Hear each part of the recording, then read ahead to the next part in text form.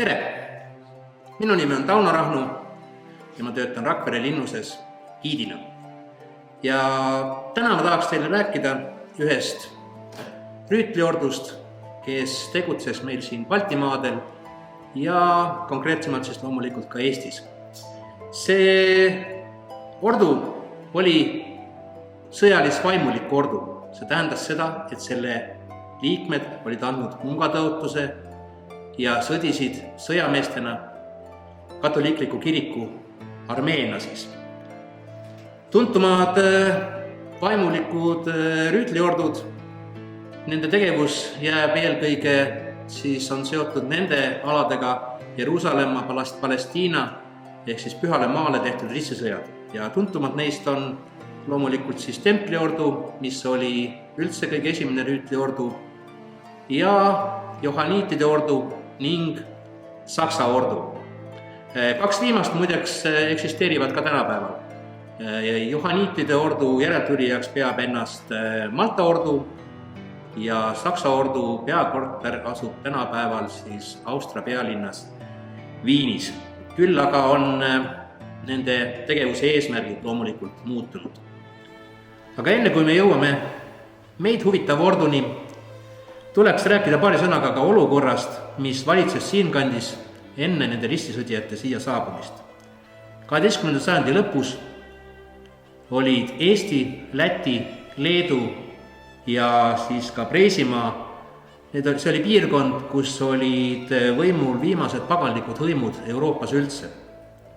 Lääne-Euroopas oli vastu võetud katoliiklik usk ja isegi kurikuulsad vikingid, kes aastasadu olid kogu Euroopat oma hirmu all hoidnud, olid ristiusu vastu võtnud. Nii et ega me palju ei eksi, kui me ütleme, et viimased tõelised vikingid Euroopas olid meie saarlased ja Läti aladel elanud kurelased. Meist ida pool slaavi ja soome-ugri hõimud olid samal ajal aga vastu võtnud juba õigeusu. Niisiis nendel paganlikel aladel elas iga hõim oma seaduste järgi, nende seaduste hulka kuulus ka näiteks veritasu ja toimusid pidevad rünnakud üksteise vastu, pidevad konfliktid, sõjakäigud ja nende rünnakute eest ei olnud kaitstud ka nende naabrid. Selline ebastabiilne olukord aga loomulikult ei soosinud kaubandust, eriti seda kaubandust, mis liikus Venemaa ja Lääne-Euroopa vahet, kaubateed liikusid täpselt läbi nende paganate alade ja mis tihtipeale juhtus siis, need kaubavoorid lihtsalt kohalike hõimude poolt rööviti paljaks. Ja seetõttu hakkasid siis Euroopa suuremate kaubanduslinnade kaupmehed tegema lobitööd, et kuulutada välja siis juba paavsti poolt toetatud sõjakäik nendele aladele, need alad vallutada, kohalikud elanikud ristida ja sellega siis kindlustada ka kaubateede ohutus. Nii võib üpris julgelt öelda, et tegelikult nende ristikäikude üheks põhipõhjuseks, mis siia Balti mere kallastele tehti, oli siiski raha. Ja muidugi väheoluliseks ei saa ka pidada katoliiklike riikide soovi peatada idakristluse ehk siis õigeusu edasine liikumine lääne poole. Olulised sündmused meie Eesti jaoks algasid kahtlemata sellega, kui piiskop Alberti poolt aastal 1201 asustati Riia linn. Albert oli oma tegevuse hoolikalt ette valmistanud, ta oli sõlminud kokkulepped Taani kuningaga ja saanud ka Rooma paavstilt bulla, mille alusel siis kuulutatigi välja ristisõda Balti paganate alade vastu. Kuid me peame meeles pidama ühe väga olulise ja tähtsa asja ristisõdade juures. Ristisõda ei saanud välja kuulutada lihtsalt niisama, pidi olema legaalne, sakraalne, usuline põhjus, miks seda ristisõda välja kuulutatakse. Ja Albert osava poliitikuna kasutas väga kavalt ära 1198. aastal Liivi aladel märtrisurma siis saanud hukkunud piiskop Bertoldi surma. Ja seetõttu andis see siis täiesti legaalse aluse, kuulutati välja see sõda. Ja lisaks teatas ta veel, et Balti alad, ehk siis ütleme Eesti ja Läti, need kuulutati siis pühendatuks Neitsi Maarjale ja nimetati neid Maarjamaaks. Ja see andis siis täiesti legaalse põhjuse juba need alad vallutada. Riia linna ja selle ümbrust oma järgnevate sõjakäikude plastarmina kasutades sai aga piiskop peagi aru, et on vaja ühte tugevat ühtset sõjalist jõudu, et kohalikud paganad siis oma võimu alla painutada. Eelnevad sõjakäigud nendel aladele olidki läbi kukkunud eelkõige tänu sellele, et ristisõdijad saabusid siia hooajaliste sõjameestena. Tulid, sõdisid ja siis lahkusid jälle kodumaale. Kõik muutus aga 1202. aastal moodustatud ordu loomisega. Ordu moodustati Palestiinas tegutseva templi ordu eeskujul. Ordu ametlikuks nimeks sai Kristuse sõjateenistuse vennad Liivimaal, kuid ordu vapil ja nende valgetel mantlitel kujutatud punase mõõga järgi hakati neid üsna pea kutsuma mõõgavendade orduks. Ordu koosnes siis vendadest, fratres, kes jaotusid omavahel siis eelkõige tavalised orduvennad ehk rüütelvennad, nemad moodustasid siis ordu sõjalise jõu tuumiku.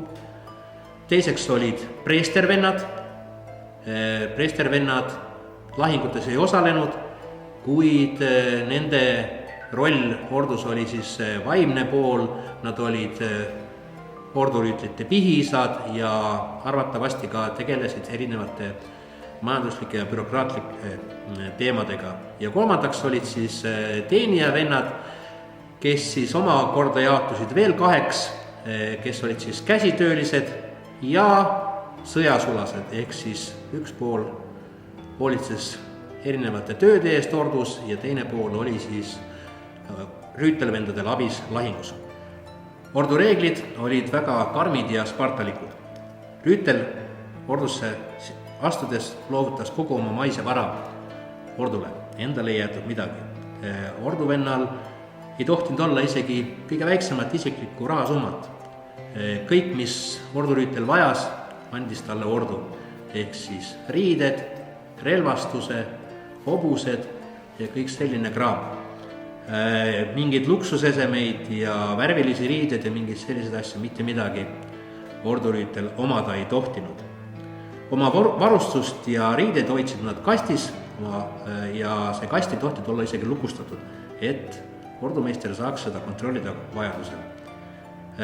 Kehtis näiteks söögilauas väga range vaikimiskeeld, söögilauas ei räägitud, sest samal ajal loeti neile ette pühakirja. See vaikimiskeeld kehtis ka ordurännakul.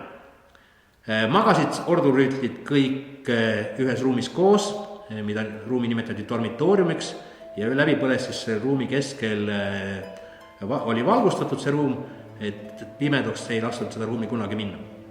Ordureeglite rikkujad aga karistati üpriski karmilt. Üheks kõige levinumaks karistusviisiks oli keeld süüa ühes lauas teiste orduvendadega, ehk siis karistatu pidi sööma laua kõrval põrandal.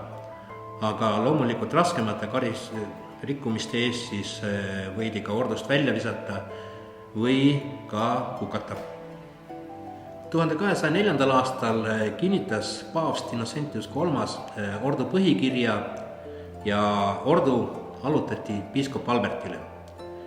Vastavalt sõlmitud kokkuleppele sai siis ordu vallutatud maadest endale 1/3 ja piiskopile läks siis 2/3. See ilmselgelt ebaõiglane jaotus hakkab tulevikus ordu ja Riia piiskopi suhteid kõvasti mürgitama. Aga lähme siis tagasi sinna meie sõja juurde. Olles vallutanud liivlaste ja lätlaste alad, alustasid ristisõdijad siis ka aastal 1208 juba sõjategevust Eesti hõimude vastu. Alguses kulges Eesti alade vallutamine ristirüütlitele üpriski aeglaselt, kuid aastal 1217 peale Madisepäeva lahingus Eesti ühendvägede üle saavutatud võitu muutus olukord mõõgavendade ordu jaoks siis tunduvalt turvalisemaks. Seda eriti peale seda, kui aastal 1219 ühines selle sõjakäiguga ka Taani kuningas Valdemar Teine, kelle väed siis maabusid selle koha peal, kus praegu asub Tallinna linn. 1220. aastateks oli Mandri-Eesti täielikult vallutatud. Mõõgavendade ordu sai enda vallusesse 2 suuremat eestlaste maakonda Ugandi ja Sakala, samuti ka mõned väiksemad Kesk-Eesti maakonnad. Põhja-Eesti oli Taani vägede käes ja olid moodustumas ka 2 piiskopkonda, Tartu piiskopkond ja Läänesaare piiskopkond. Kuid samal ajal hakkasid järjest teravamaks ja mürgisemaks muutuma vallutajate omavahelised suhted. Milles oli siis probleem? Probleem nimelt selles, et ega erinevad territooriumid ei olnud omavahel eraldatud mingi kindla piiriga ja nendel piirialadel hakkasid toimuma konfliktid, eriti taanlaste ja sakslaste vahel, kuna mõlemad pooled siis pidasid õigeks kuskilt mõnest konkreetsest asulast või külast, et just nemad peavad sealt makse korjama.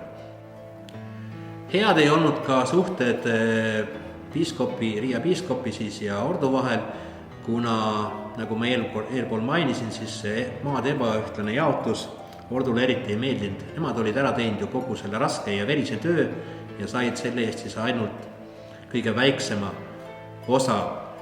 Ja sagenesid ka konfliktid Eesti alasid siis ümbritsevate Vene vürstiriikidega, kes siiamaani oli pidanud neid alasid oma mõjusfääri kuuluvateks. Kõik need kuuldused tasapisi jõudsid ka Rooma paavsti kõrvu, kes siis aastal 1225 saadab siia Eestisse oma saadiku legaadi Modena linna piiskopi Vilhelmi. Vilhelm, olles olukorraga tuttunud, moodustab siis Taani ja Saksa alade vahele puhverriigi, nii nimetatud puhverriigi siis, mis allub otseselt paavstile endale, ehk siis moodustab täiesti unikaalne paavsti riik siin meie Eesti aladel. Kuid ordu veendunult oma jõus ja õiguses juba järgmisel aastal, siis 1227. aastal, tungib nendele aladele, vallutab ka kogu Põhja-Eesti, kõik taanlaste tugipunktid, nii et taanlased ja ka paavstiriigi esindajad on sunnitud Eestist põgenema, paavstiriik likvideeritakse ja Eestit jäävad jagama omavahel siis Riia piiskop oma piiskopkondadega ja mõõgavendade ordu.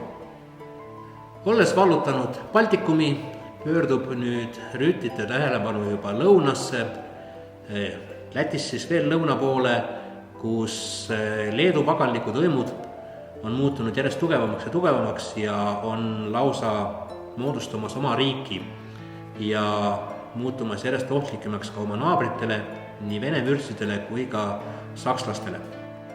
1236. aastal kogunebki suur orduvägi Riiga ja suundub siis lõuna poole.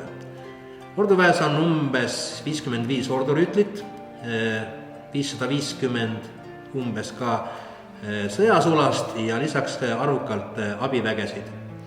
Sõjakäik kulgeb alguses sakslastele üpriski edukalt, laastatakse päris laialdaselt leedukate maid, kuid 21. septembri õhtul praeguse Šiauliai linna, Leedus asuva Šiauliai linna lähedal, tollal see koht siis nimetati Sauleks, saavad nad kokku leedukate väega.